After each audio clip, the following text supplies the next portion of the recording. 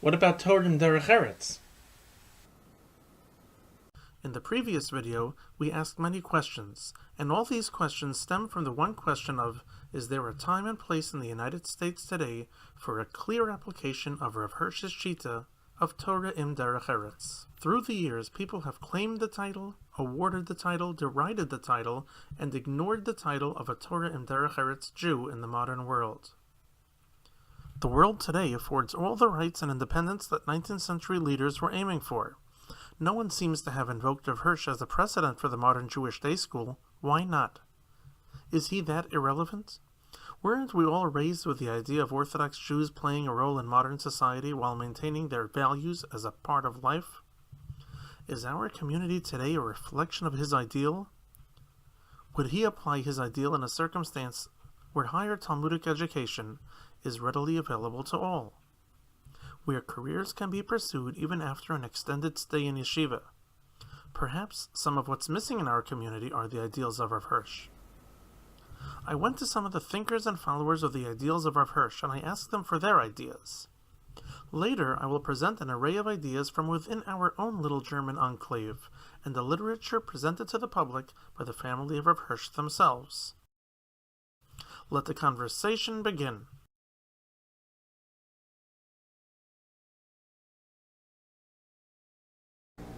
So, what would we say is the biggest impact that Rav Hirsch had in the United States, if he had an impact, and where do we see what he brought to light in use today? Well, first of all, on an institutional level, we look at Agudas Yisrael and Beis Yaakov school system. Both of these are created as a direct result of Rav Hirsch's influence. Rav Hirsch's Talmidim and members of his family were the ones who created Agudas Yisrael. It was the Breuer family and Rav Yaakov Rosenheim, Zichron Lebracha. It was a Talmud of Rav Hirsch. They created Agudas Yisrael as a world organization for independent orthodoxy. And the Beis Yaakov movement, which was founded by Sarah Schneer said very clearly, she told Yitzchok Breuer, it was the grandson of Rav Hirsch, she told him, I founded this movement because of the writings of Rav Hirsch. She heard a drush also from a Talmud of Rav Breuer. But we see clearly that these institutions that have had such a dramatic impact on Orthodox Jewish life in 20th and 21st centuries can be directly traced back to the influence of Rav Hirsch.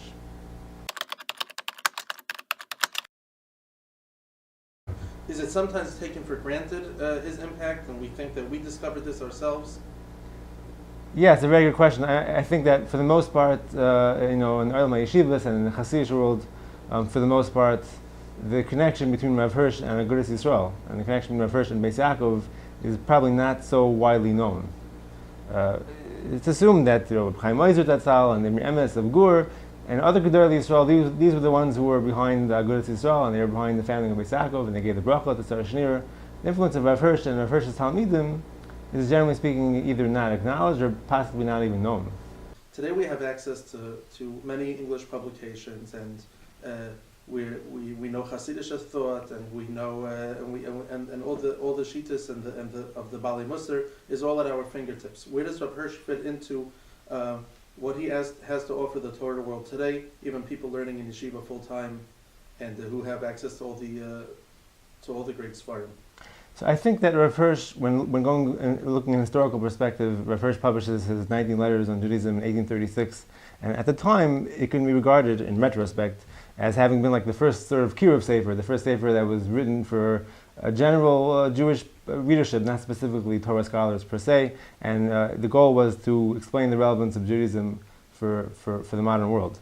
But the void that Rav Hirsch's writings fill is that although today, in 2018 as it is, we're used to the whole art school and Torah publications and Feldheim and many others as well that have English translations of Svarim and Svarim that are written in English that are meant to inspire people in Torah values, many of these works don't treat something that Rav Hirsch spent so much time treating, which is the relationship between Torah Judaism and the entire world around us. In other words, Rav Hirsch wasn't talking just about how an individual Jew fosters his own personal kasher, his own personal relationship with Hashem, but he was talking about how the Jewish people and how Torah has relevance for the entire world, the relationship between all the nations of the world and Klal Yisrael. That perspective is a perspective that's generally not stressed today, even in all the English literature, and it's something that Rav Hirsch stressed very much. And I think that those who are sitting and learning, if they want to come to the realization that their learning actually has an impact on the whole world, not just in the sense of like Reb Chaim of Volozhin, that the Alamas Halyonim are sustained by Torah study, but that the Torah itself provides answers to all the intellectual and social problems that are presented in the 21st century. Rav Hirsch stresses how the Torah can present solutions to those problems. You mentioned the 19 letters. How big was Rav Hirsch in Germany in his time? Rav Hirsch was very influential. I mean, when he first published 19 letters, it was published anonymously under the pen name Ben Uziel. He didn't want to draw attention to himself. Subsequent publications of the work were written under his name. What's interesting about the 19 letters is that just about every German Orthodox Jew studied it. When one goes to, for example, Rav Hirsch later in his life, in the 1870s, he had a well-known machlokes with Rav Baminger concerning the issue of secession, a well-known dispute, and there was a Rav who came to Frankfurt to serve in the non-secessionist Kehillah.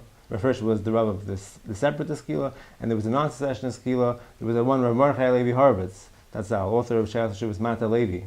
And even he, despite having a very strong disagreement with Rav Hirsch concerning whether one should or should not secede from a reform-controlled community, when he grew up on the 19 letters, and Kitzvei Rav Hirsch. He and all his like, in fact, the Rav who succeeded Rav Horowitz was Rav Nechemia Nobel, who was the Rav of that same non-separatist Kehillah in Frankfurt. Rav Nechemia Nobel, who was a founder of the Mizrahi, who was a co-founder of the World Mizrahi, and in many ways, in certain issues, he definitely disagreed with Rav Hirsch.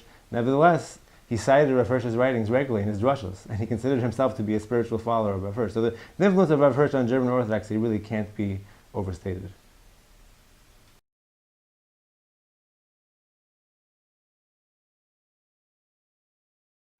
People wonder about the relevance of Rabbi Hirsch's approach to Yehadis, to Yiddishkeit. I see today, first of all, Orthodoxy is booming. There's no question about it. It's booming. But on the other hand, there are certain strains, there are certain directions which I think are very unhealthy and not at all appropriate. You have in Eretz Yisrael literally hundreds of thousands, or thousands anyway, of people living in abject poverty because they do not have the skills to earn a living. I was told by a Satmar woman who lives in Williamsburg that the boys in the yeshiva get virtually no secular education. How can they function? How can they earn a living?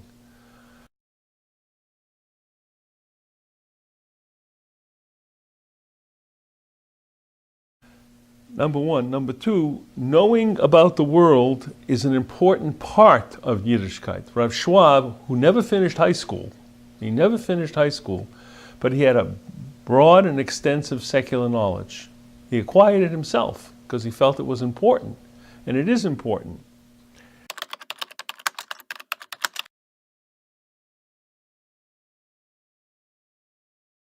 And I don't believe that we are meant to be closed off from the world. Now, there are limits, there are boundaries, you can't do everything in the world, but nonetheless, the ability to function in the world and appropriately is very important. Rav Breuer has an essay in his Unique Perspectives about educating sons. And there he says, some people say, what about a young man staying and learning all the time? So Rav Breuer says, isn't every Jewish man required to stay and learning all his life?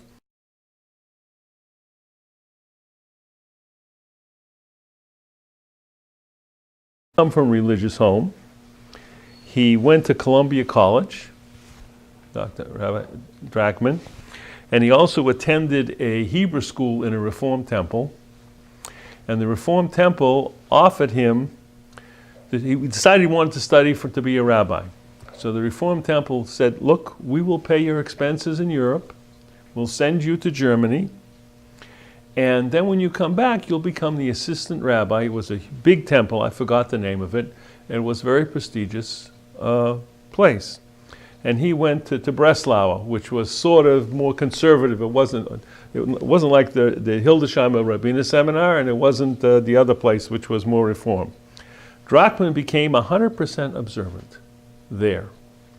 He came back here, and Shabbos morning, he realized he couldn't daven in the temple, but he went there, and he was supposed to speak, so he spoke. He stood up and he said, "I have to apologize." I don't know his exact words, but he said something to the effect that I have to apologize, but I cannot accept the position of assistant rabbi because I am an Orthodox Jew and this is a Reform place and it's not for me. They never held it against him, interestingly enough, never held it against him. And Drachman was in the forefront of everything Orthodox in the latter part of the 19th century and sort of the first half of the 20th century.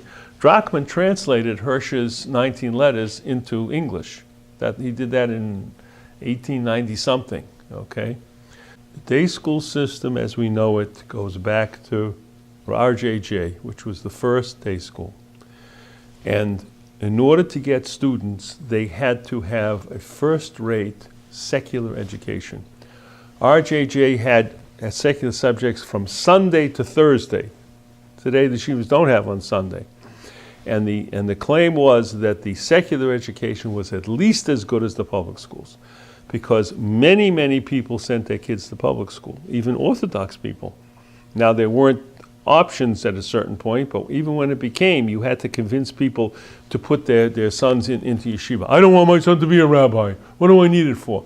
First of all, you have to understand that many of the people who came here did not have really good Jewish educations either, the parents, so they didn't appreciate it. But the day school movement is modeled after RJJ, in which there were Limudei Kodesh and then Limudei Chol. And RJJ does not have a German Jewish influence. No. So they had to kind of make their own Torah and Rav Hirsch, and they didn't have to build on Rav Hirsch's shoulders. They just had it was necessity. They had a reality in front of them. That's that they right. dealt with. That's right. So Now,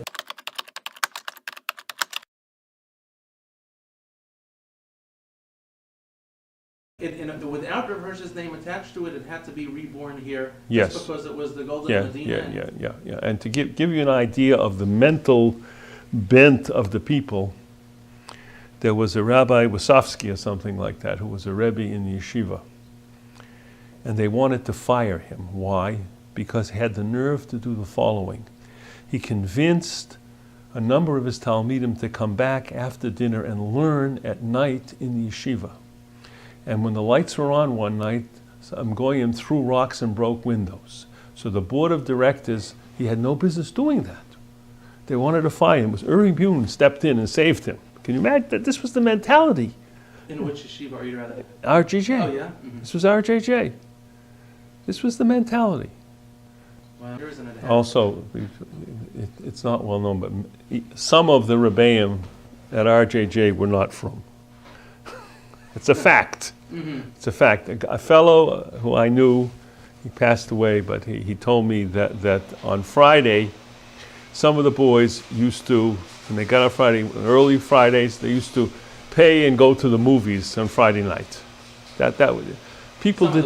Some of the boys. Yeah. They didn't come from homes. Oh. Somebody else told me the then. Rebbeim, but you said the But some of the Rebbeim were also maskilim. Wow. They were maskilim. In fact, RJJ had two tracks. One was Yiddish and one was Ivrit. Mm-hmm. One was Ivrit. So what? One was with the greenhorns, the people that just came out of Europe, and one was the Americans. I don't know exactly. Yeah. I don't know exactly. Wow. But RJJ is the father of the yeshivas. There were other attempts before, in Rabbi Rice in Baltimore. He started a day school, but it failed. It failed, and then there was another. I forgot the name of it now, but it also failed. And then the big thing was when Dr. Ravel started a high school. That was unheard of. A high school with secular subjects and learning, that was unheard of. And what is that, MTA? That eventually became, yeah. But the other thing is that I don't think there was any school for girls until in the 30s. until the 30s. And there was no religious, formal religion. No, they went to cheder and like that. But the chadorim were a huge failure in general. A huge failure. They just were a huge failure.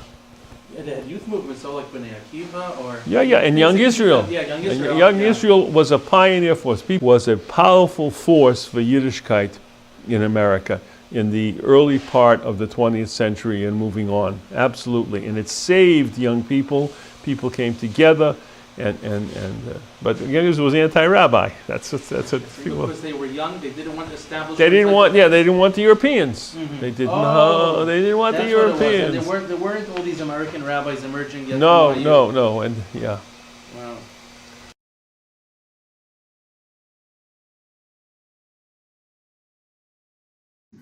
Where do we see Rav Hirsch's impact today? Is the United States that today we have day schools and we have the English press and we have access to Torah in English? It's something that we're used to and from professionals. Does that mean that Rav Hirsch is ubiquitous, or is that something else and we're missing Rav Hirsch in that milieu? Well, the answer is, of course, both. For the entire day school movement owes its origins to Reb Shraga Feivel Mendelovich. Reb Shraga Feivel Mendelovich, there were day schools before he got here, obviously, but the burgeoning number of day schools started with him in Touro College. And Reb Shraga Feivel Mendelovich was very much influenced by the writings of Rav Hirsch. And of course, the notion of a day school originated with the school in Frankfurt and spread from there to Eastern Europe during World War I, because the German conquest of Lithuania, and spread in Lithuania because in Telz they adopted the approach of Turim Derech Eretz in starting the Avna school movement. And the Avna school movement was, of course, inspired by Rabbi Karlebach of Hamburg, and he was their kind of Mora Derech. And so similarly in Poland, the Beis Yaakov movement was kind of floundering until the Ekkas took it over. So that all these things are originated in German Jewish either idealism or German Jewish organization. Would anybody know that today? Probably most people would not realize that today, but that is certainly the case. And on the other hand, the day school education, which does not promote Hirschian ideals except by at least in an aware way. In other words, you have schools which are to the right, which denigrate Limudei Chol. You have schools to the left, which admire, so to speak, Limudei Chol. Neither of them attributes their position to Rabbi Hirsch. And the Yeshiva of Rabbi Samson Fol Hirsch itself, there, I'm sure, has nothing to do with Turim Derech Eretz, according to Rabbi Hirsch. As I noted in one of my blog posts recently, or somewhere, there was a write-up on the 125th yard site of Rav Hirsch from a few years ago, and the word Turim Derech Eretz did not even appear in there. Yes, everything tacitly, implicitly relies on Rav Hirsch. Nothing explicit, which is a tremendous chisaron and has tremendous negative effect, and there's not the least in the cognitive dissonance between having to study secular studies, having to go out to work, having to make a living, and the rhetoric, which is against secular studies in the right-wing world, against going out to work and not making it a part and parcel of one's greater avodas Hashem. And what if someone were to say, well, today there's even the average person can delve into a lifestyle of Tarasu Umnaso, and this country affords opportunities for people to take up a career later. What do I have to gain from applying a Turim Derech Eretz philosophy to my life in the broader sense? This is a good question, of course. The notion of avodas Hashem, of including one's working life, is it's expressed by other people on occasion. Rav Hutner has that famous statement that when you go out to work, it's not a double life, it's a broad life. But it's actually the rhetoric again is not like that. In other words, if you have a Hirschian approach to things, then you see that your place in this world is to be an Orla Goyim, and to be an Orla Goyim requires certain standards and certain elevated behavior and a certain lofty set of principles. And when our community goes out to the work world, whether it's on the left, whether it's on the right, these principles are not their guiding principles. The principles I just saw in the Wall Street Journal yesterday, I think it is, that I think it was Wall Street Journal, that 80% of millennials want to be rich, and 50% of millennials also want to be famous. So, the same, I forget the way the Yiddish statement, but the same way they go, this is the way we go. And obviously, most people today have that going out to the work world with 80% to be rich and 50% to be famous, but whatever. They're not being told otherwise, that we have to have a different hashkafa, a different perspective on what we do. Fantastic.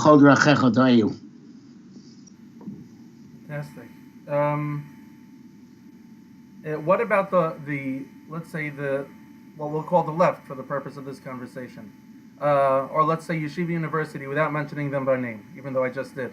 They don't. I know Zevelov wrote up on this, and they never felt the need to sit on the shoulders of Rav Hirsch,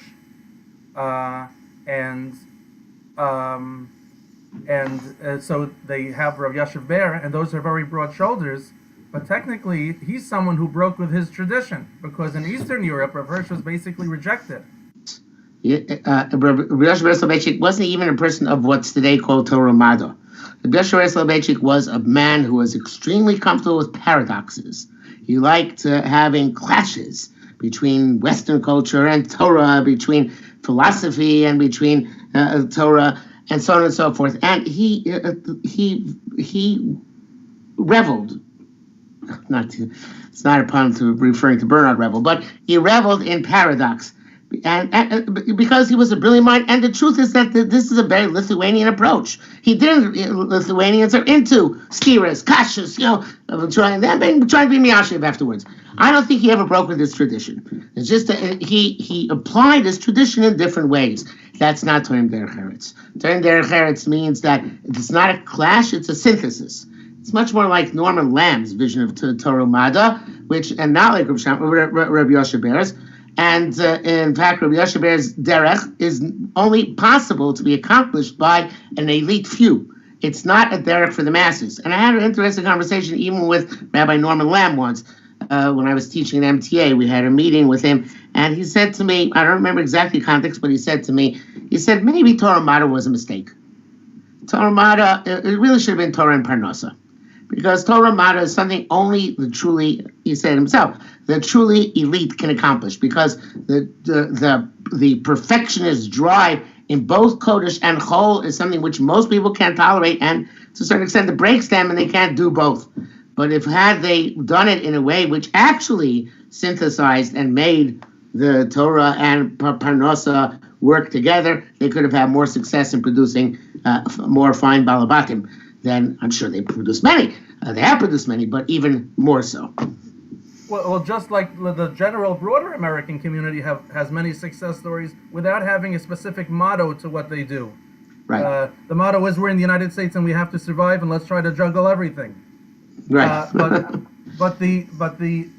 But so what you're saying is that if we say that for the general populace, Touro Mada is too lofty. But anyone below that didn't have a new motto to follow necessarily. The motto is Torah Parnasa, which is maybe the America's version of whatever you need to get by. Right. It's not Torim Derech Eretz. Yeah. Even though it resembles Torim Derech Eretz, it's not Torim Derech Eretz. And arguably, to take that to the other extreme, there are many people who use the word Torim Derech Eretz and say, why don't you get a job? Rav Hirsch believed in Torim Derech Eretz. Right. And what they might mean is Torah in Parnasa as well. Exactly. Also, misapplication in the other direction. Very good. Yes. Yeah. Okay. Wait, that was great speaking. Okay. Thank you. I want to add something, if I may. Yeah. Which you can decide to use or not you decide to use, obviously. But one of the aspects of Torim Derech Eretz, which people don't realize, and it took me a while to understand this, is how the Auschwitz-Gemeinde concept possibly fits into the term derech eretz. What does one thing have to do with the other, and especially because they're the olamos were hafuchos. The more frum, so to speak, said stay together with the not irreligious, and the less frum, so to speak, the Hirschian Kila said no, we have to separate. So there's a fundamental nuance in the term derech eretz, which it's not always easy to grasp, which is the idea of the term derech eretz is we are setting up, even in Golus, a national identity of a Jewish people. We have a flag, which is termed derech eretz. That means that Torah has to be the banner under which all derech eretz is lived, and we have to live as a nation in exile preparatory for our ultimate national destiny. And therefore, if just like a nation cannot harbor treason in its midst, so too the nation of Israel cannot formally cooperate with organizations which stand in opposition to our national goals and destiny. And this idea of Rabbi Dr. Isaac Breuer described it as a machlekes between him and Moreno Yaakov Rosenheim, whether Am Yisrael is an Am or a Klal. And according to Yaakov Rosenheim, Am Yisrael was a Klal, a collective. It wasn't that they didn't have to all get together on the same ideas and perspectives and goals and kiddush shem shamayim this way or that way. And that's why you can be a broad-based just organization. Whereas according to Dr. Isaac Breuer, it had to be a movement. It had to be a movement which was specifically a national movement demonstrating to the world the glory of Torah in all aspects of life. That aspect of Torah derech eretz is even more lost than the aspect of Torah derech eretz having to do with secular studies.